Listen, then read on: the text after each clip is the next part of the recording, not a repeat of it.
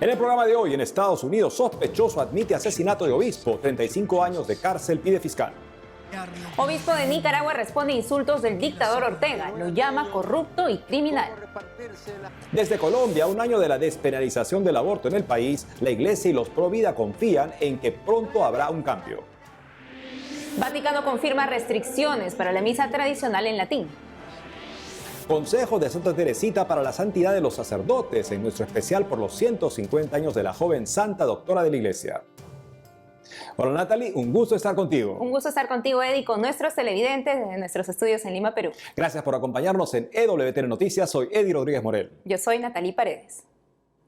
Empezamos las noticias contándoles que Carlos Medina, sospechoso del asesinato del obispo auxiliar de Los Ángeles, admitió que fue él quien disparó al prelado. Monseñor David O'Connell fue encontrado muerto esta semana en su casa. Los detalles en el siguiente informe con video de Associated Press. Carlos Medina, de 61 años, esposo del ama de llaves del obispo, enfrentará los cargos de delito grave de asesinato y uso de arma de fuego. El fiscal de Los Ángeles pide 35 años de prisión. Este fue un acto brutal de violencia contra una persona que dedicó su vida a hacer que nuestro vecindario sea más seguro, saludable y siempre sirviendo con amor y compasión. El fiscal Gascón señaló que tienen evidencia de cámaras y otros indicios que señalan que Medina estaba en el lugar donde el asesinato ocurrió. Agregó que el detenido tiene un récord antiguo de manejar embriagado y de consumir drogas. El teniente Michael Modica, que dirige la investigación del homicidio, dijo que ninguna de las razones de la violencia que indicó Medina tenía sentido. Cuando fue entrevistado, habló, dijo varias razones diferentes y ninguna de ellas tenía sentido para los investigadores, así que no creemos que haya ninguna validez en el deber de dinero. Gracias. El obispo auxiliar de Los Ángeles, Monseñor David O'Connell, de 69 años, recibió múltiples disparos el sábado 18 de febrero en el dormitorio de su casa en Hacienda Heights. El abogado de Medina, un defensor público, dijo en un comunicado que este se presume inocente y tiene derecho a una defensa vigorosa. La Conferencia de Obispos Católicos de Estados Unidos reconoció la valentía de la Iglesia de Nicaragua. En esta hora oscura, la esperanza valiente, la caridad y la solidaridad están dando testimonio de la vitalidad perdurable de la fe del pueblo de Nicaragua y entre los católicos de todo el mundo que apoyan a los fieles nicaragüenses, dice el presidente de los obispos estadounidenses en reciente comunicado. El arzobispo Timothy Broglio también hizo un llamado al gobierno de los Estados Unidos y otros países para que continúen buscando la liberación del obispo Rolando Álvarez y la restauración de los derechos humanos en Nicaragua. En su carta del 21 de febrero último, el prelado agradece a los católicos nicaragüenses residentes en Estados Unidos por recibir a los 222 presos desterrados de su país. Desde otro punto del territorio estadounidense, un obispo nicaragüense exiliado respondió a nuevos ataques del presidente dictador Daniel Ortega a la Iglesia Católica. Veamos. Me permiten darles un abrazo hermanos, si somos hermanos, no preciso ni decir. Esta semana, el dictador Daniel Ortega aprovechó la tribuna por el aniversario de la muerte de su líder Augusto Sandino para su acostumbrado ataque a la Iglesia Católica. Yo no creo ni en los papas ni en los reyes. ¿Quién elige al papa? ¿Cuántos votos consigue el papa entre lo que es el pueblo cristiano? O sea, si vamos a hablar de democracia, el pueblo debería elegir en primer lugar a los curas del pueblo. El pueblo que decida si le parece bien este cura o el otro cura. El pueblo debería elegir a los obispos. Y el que obtenga más respaldo de la población, pues ese será el obispo. A miles de kilómetros desde Estados Unidos, el exiliado obispo nicaragüense, Monseñor Silvio Báez, no tardó en responder a los ataques del dictador Ortega contra la Iglesia. En su cuenta de Twitter, Monseñor Báez dijo: "Cuánta ignorancia, cuánta mentira y cuánto cinismo.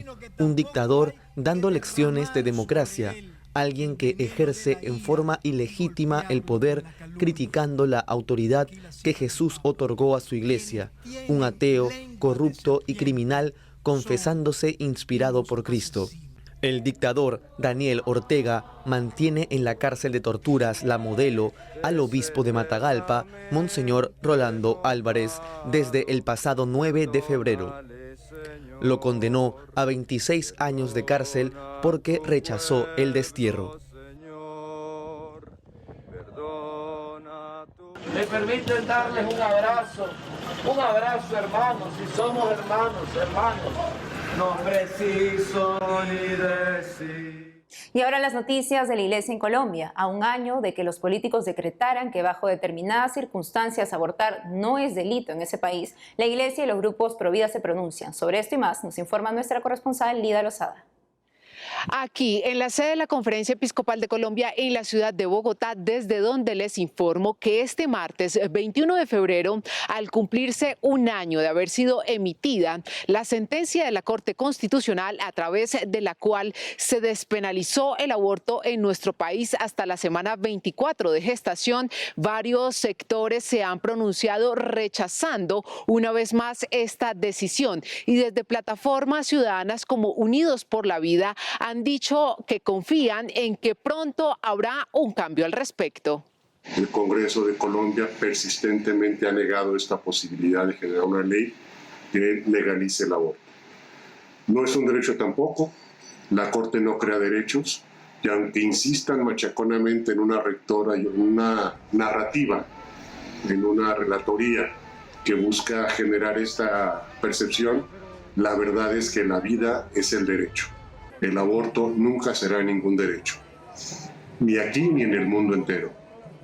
Ya estamos viendo cómo la marea está cambiando. En países como China se está restringiendo el aborto ante la grave crisis de invierno demográfico que están viviendo. Lo mismo ha sucedido en los Estados Unidos, en donde la sentencia Roe versus Wade ha caído, precisamente volviendo a restablecer este derecho a la vida. En Colombia, repito, más pronto que tarde lo lograremos. La Corte Constitucional ha prevaricado, ha generado una sentencia en contra de la propia Constitución que juraron defender. Precisamente durante este día varios ciudadanos se dieron cita afuera de las instalaciones del Consejo de Bogotá desde muy temprano para orar y manifestar una vez más su voz de protesta en contra de esta decisión y particularmente de una condecoración que esa corporación le dio a Profamilia en este aniversario, organización que facilita el acceso al aborto en nuestro país. En el Consejo se le dio un premio a Profamilia, la organización que en Colombia representa la IPPF. Desafortunadamente hay sectores que piensan que la salud sexual y reproductiva de la mujer es avalar el aborto y no solo esto, sino que consideran salud que dos personas entren a un consultorio y salga solamente una con vida mientras que la otra sale una bolsa de riesgos biológicos. La ventaja que nosotros tenemos es que cada vez somos más fuertes y mientras el gobierno ataca la vida, a nosotros nos dan más motivos para defenderla. Precisamente durante esta jornada, en el marco de una rueda de prensa convocada por la Conferencia Episcopal, a través de la cual dio a conocer la campaña de comunicación cristiana de bienes 2023, que en esta oportunidad está orientada a recaudar fondos para dar ayudas humanitarias a personas necesitadas en nuestro país y también para enviar algunas a Siria, concretamente para los hermanos damnificados por el reciente terremoto presentado en la ciudad de Alepo.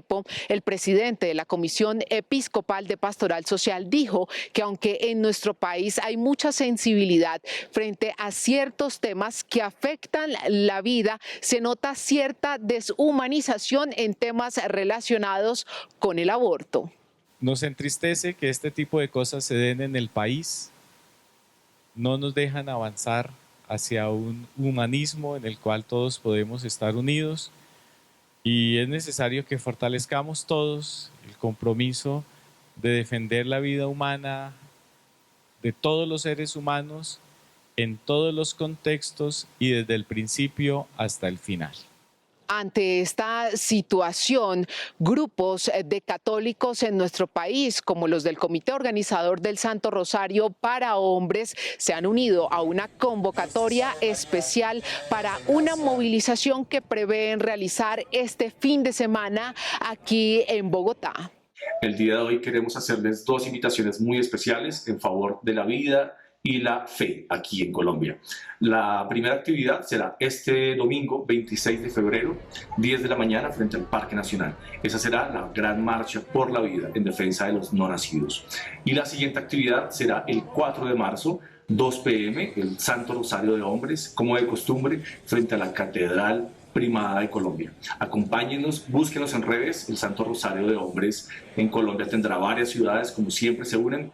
Cabe resaltar que hasta el próximo mes de marzo irá el plazo que ha otorgado el Consejo Nacional Electoral para la recolección de las firmas que permitan impulsar el referendo por la vida en nuestro país. Los organizadores y convocantes han recordado que el propósito es poder recolectar 3 millones de firmas. Recordar también que para el próximo 6 de mayo está prevista la gran Marcha Nacional por la Vida que se realiza cada año en nuestro país.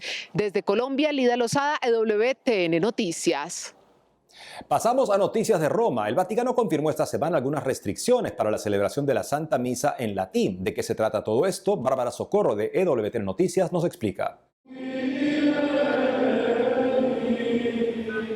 Así rezaban durante su boda Jonathan y Ariane, el Confiteor o Yo Pecador, un rito característico de las misas en latín. Se dice al empezar la Eucaristía 2 veces, primero por el sacerdote y luego recién por la feligresía.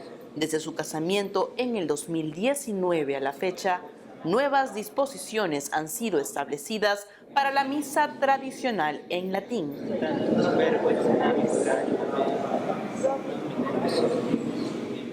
Ese 21 de febrero el Vaticano publicó un documento en el que el Papa Francisco confirma 2 importantes decisiones sobre la celebración de la misa tradicional en latín, también conocida como tridentina.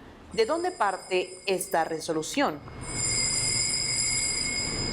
El 16 de julio de 2021, el Papa Francisco promulgó el motu proprio Traditionis Custodes. Este restringe la celebración de la misa tridentina y requiere autorizaciones del obispo local y de la Santa Sede. Pero, ¿qué es un motu proprio? El motu proprio es un documento que emana del Papa. Motu proprio significa que el Papa, de manera propia, por sí mismo, ha decidido esto. Y por tanto, contra un motu propio nunca hay apelación, ¿ven? Porque es algo que emana del mismo Papa, de la intención y del querer y de la voluntad del mismo Papa. Eso es un motu proprio. El Papa Francisco explicó que luego de consultar a los obispos del mundo, descubrió que la misa en latín se estaba impregnando de ideología. La misa tridentina tiene su origen en la reforma litúrgica del Concilio de Trento entre 1545 y 1563. A lo largo de los pontificados ha sido modificada. Año 2007. Quiere Benedicto XVI regular esta misa con su morum pontifico, la libera totalmente, ya no era necesario pedir permiso a los obispos, incluso el Papa quería incentivar esa forma de celebrar y que los sacerdotes supieran celebrar y así conservarla, ¿no? Con esa frase que ha pasado a la historia de lo que era sagrado para generaciones anteriores tiene que seguir siendo sagrado hoy día. Después de esta regulación, de esta liberación que hace Papa Benedicto XVI, viene Traditionis Custodes con Papa Francisco, donde él, por las razones que él expone ahí, vuelve a hacer una legislación más restrictiva, aún si cabe, que la que hizo Juan Pablo II. Bajo este contexto, el documento de esta semana da cuenta de la audiencia que concedió el Papa al cardenal Arthur Roche, prefecto del Dicasterio para el Culto Divino y la Disciplina de los Sacramentos. La Santa Sede se reserva como derecho propio y exclusivo de la Santa Sede el autorizar sacerdotes que celebren el Vetus Ordo que se hayan ordenado después de Traditionis Custodes, y se reserva a la Santa Sede el permiso para que se pueda celebrar en las parroquias o que se puedan erigir parroquias propias para ese rito.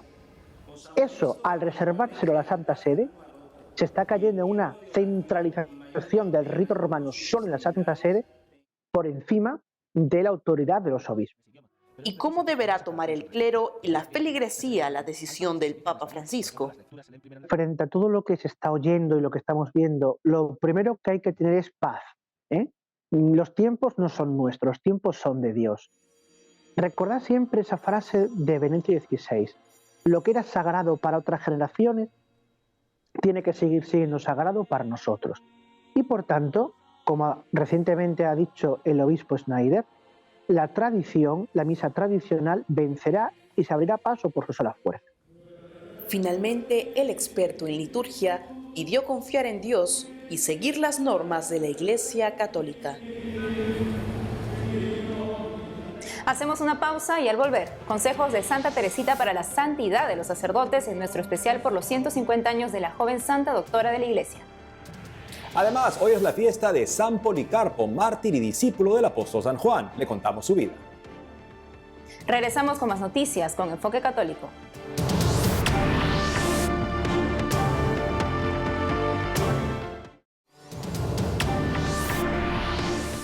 Santa Teresita del Niño Jesús o Teresita de Lisieux mostraba gran preocupación por la santidad de los sacerdotes. En el segmento especial por sus 150 años de nacimiento hoy, sabremos cómo concretó su atención especial por los presbíteros de todo el mundo.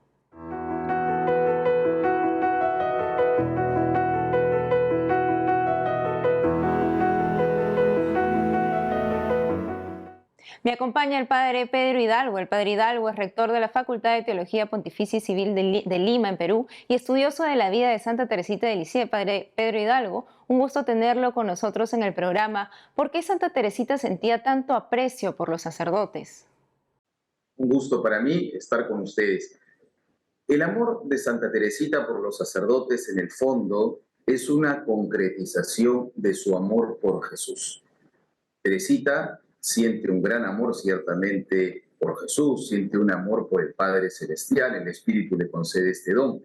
Y ella considera cómo Jesús muchas veces no es amado, y no es amado suficientemente por los sacerdotes. Una experiencia para ella, diríamos, enriquecedora para comprender el carisma del Carmelo, el carisma que quiso Santa Teresa de orar por los sacerdotes, fue cuando en peregrinación hacia Roma viajó con muchos sacerdotes y descubrió ella que siendo los sacerdotes santos, decía ella, algunos, pese a esa santidad, con su comportamiento no terminaban de ser totalmente de Jesús. Y ella comprende que si los que están llamados a amar a Jesús y hacer que los demás amen a Jesús no le aman suficientemente, ahí hay un trabajo que hacer. Y es así que va surgiendo no solo la estima, la valoración al sacerdote, que siempre la tuvo, sino el deseo de vivir para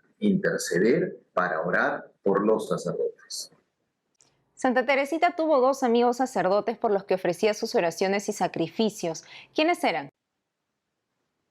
Una costumbre que se da en los Carmelos es de pedir oraciones, sacerdotes que piden oraciones a las religiosas para que le ayuden en su ministerio. Es así que dos sacerdotes, el padre Mauricio Bellier y el padre Adolfo Julán, siendo incluso seminarista, alguno de ellos pide por carta al convento de Lisieux que le ofrezcan una religiosa que ore por ellos. Por encargo de la superiora es que Teresita comienza esta amistad espiritual con estos que ella llamará sus hermanos. Padre, ¿cuáles consideraba Santa Teresita que eran las necesidades espirituales de los sacerdotes? La necesidad fundamental espiritual que un sacerdote tiene es amar a Jesús profundamente. Teresita en un momento determinado piensa que un sacerdote debiera tener el mismo afecto que la Virgen María tenía cuando tocaba a Jesús, cuando acariciaba a Jesús. Para Teresa del Niño Jesús, lo fundamental que un sacerdote ha de tener es el amor intenso hacia Jesucristo, porque en la medida que ame a Jesús, le hará amar. En sus cartas, Santa Teresita hablaba de los sacerdotes indignos y decía que eso le causaba mucha pena. En la actualidad vemos casos de sacerdotes que no son testimonio del Evangelio de Dios. ¿Qué nos invita a hacer Santa Teresita frente a estos casos? Bueno, en todo tiempo hay falta de respuesta al amor de Jesús por parte de los sacerdotes. Nunca estamos a la altura del don recibido. Pero hay una experiencia, yo respondería con una experiencia muy grande que tiene Santa Teresita, y es la experiencia que tiene con el padre Jacinto Loazón. Era un gran predicador, un gran orador, era un sacerdote de la Orden del Carmelo que aparentemente hacía mucho, daba mucho provecho espiritual con su predicación, pero que en un momento determinado pierde la fe, abandona el ministerio, se une a una mujer, vive de una manera indecorosa, pecaminosa, y Teresita le escribe a su hermana.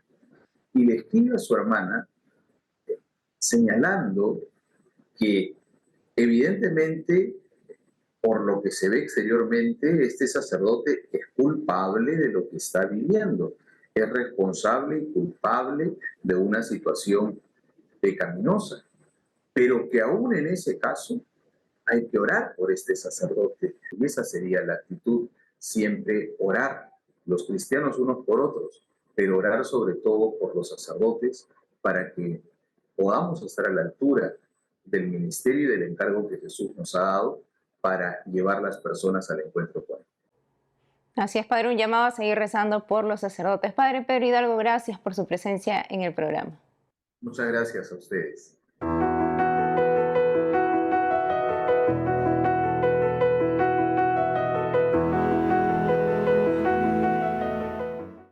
Hoy 23 de febrero la iglesia celebró la memoria de San Policarpo. Fue obispo de Esmirna, actual Turquía, discípulo del apóstol San Juan y considerado uno de los 3 padres apostólicos. Murió mártir, atravesaron su corazón con una lanza. Desde México el padre Rafael Pacanins, director de Formar Apóstoles, nos cuenta la importancia de su vida.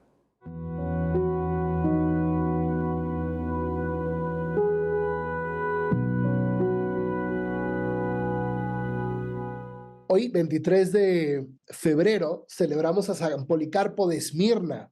Estamos hablando de un obispo que murió mártir en los primeros años del cristianismo. De hecho, nació alrededor del año 70 y murió en el año 155 después de Cristo. Es interesante porque él fue un discípulo directo del apóstol San Juan. Entonces, San Juan tuvo 2 discípulos importantes, San Policarpo de Esmirna y San Ignacio de Antioquía.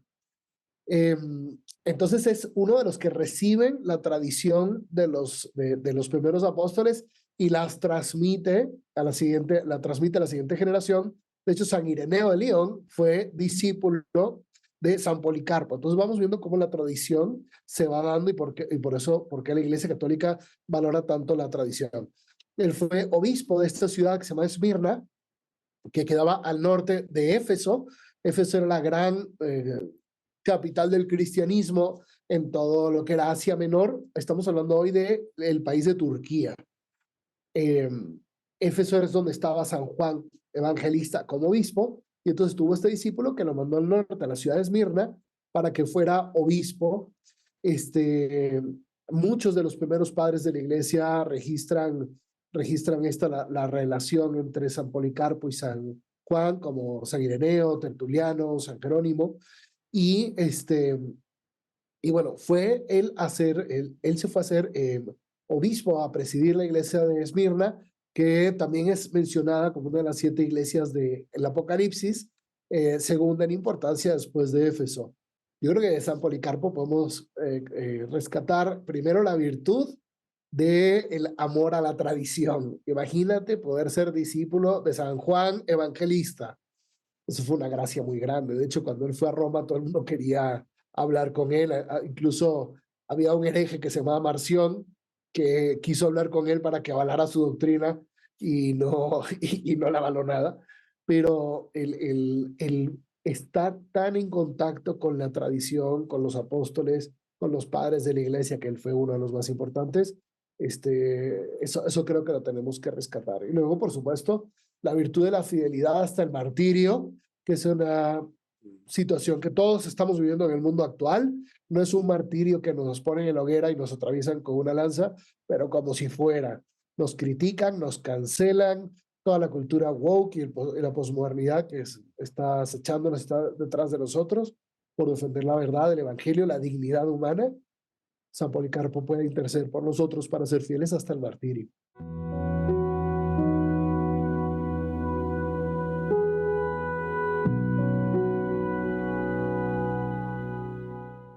Ahora las noticias desde Lisboa, en Portugal. Cientos de fieles se congregaron este miércoles de ceniza en una vigilia de silencio y oración por las supuestas víctimas de abusos sexuales por parte de la Iglesia Católica Portuguesa, señaladas hace una semana en una investigación independiente respaldada por la Iglesia Católica.